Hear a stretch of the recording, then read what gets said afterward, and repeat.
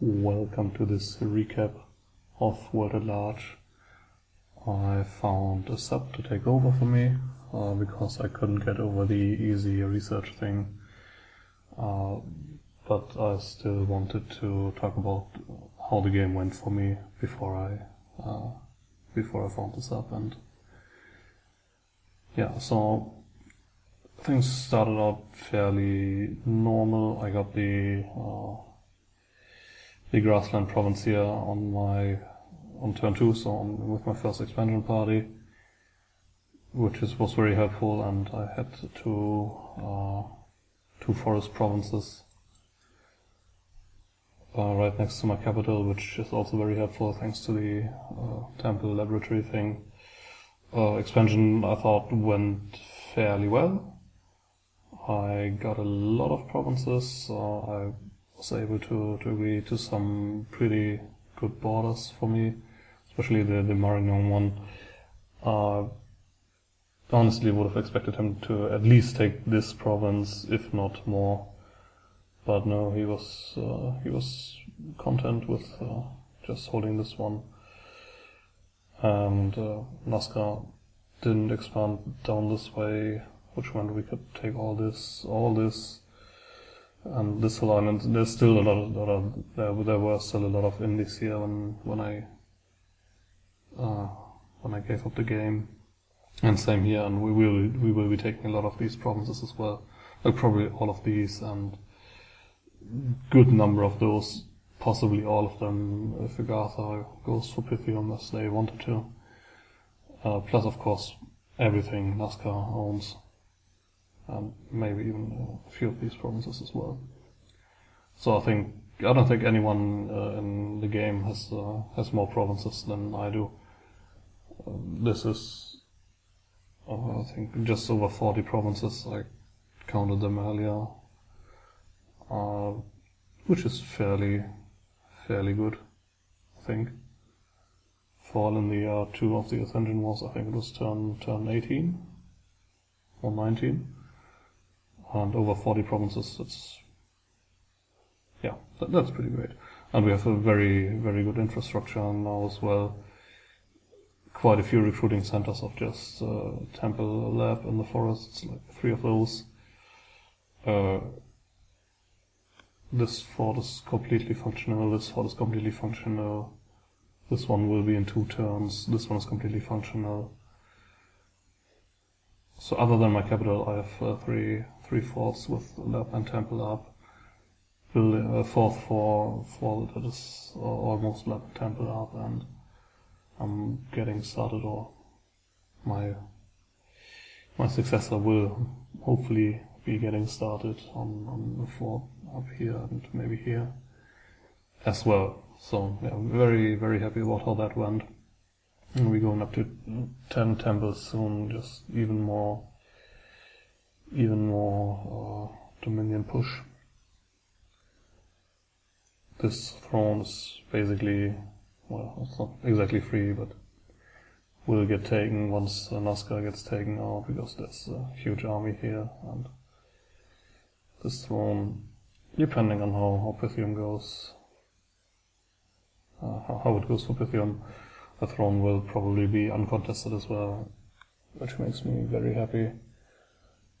And we're side searching, we are cleaning up the last indies. We must have by far the highest income in the game, I'm pretty sure of that.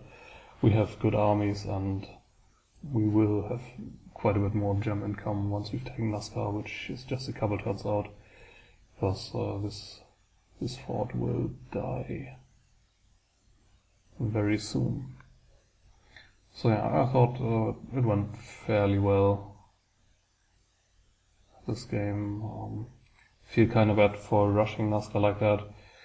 I didn't really start out thinking I'll rush my nearest neighbor with Pangaea. Like, I knew they were fairly strong in the early game thanks to the White Centaurs, but it wasn't exactly my goal to rush my nearest neighbor. It's just that I scouted to the throne here because I knew that one would be way too far, and I was guessing this one would be too far as well.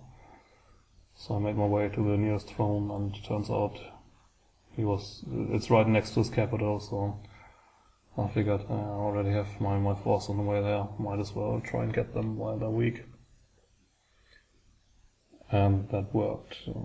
I looked at the forum thread one last time, and the NASCAR player had tapped out, so my successor managed to defeat him. I don't know how things will go with the bats. I think we were set up fairly well against them, since we also have sneakers.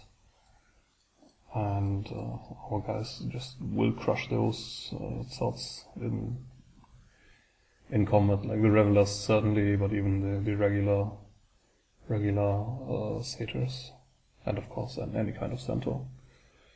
We'll just wreck them. Should be doing well on the gem front as well, since we have a couple of wastelands, a whole lot of mountain provinces, and a few swamps. Oh, this province I'm pretty sure he has taken back by now. Research-wise, we've been behind for a long time, I'm absolutely sure about that. But since we're able to recruit all these researchers now, it will be fine. I'm sure of that. I think most of what will happen now will come down to diplomacy. If he manages to fortify this province against Marignan and manages to build another fort here, he's pretty good on that front. I tried to build a long-term alliance with Agatha to first kill Pythium, which would basically involve him doing most of the work and me getting the throne and like this province and maybe one or two more, but him getting the lion's share of that. And then teaming up on Xibalba before they go out of control. I don't know how out of control they get in MA, but I would imagine quite a bit. Especially since they can take all these underwater provinces and likely have all these under control already. So yeah, Nosca defeated the player with which we have no choke points, quite possibly our ally.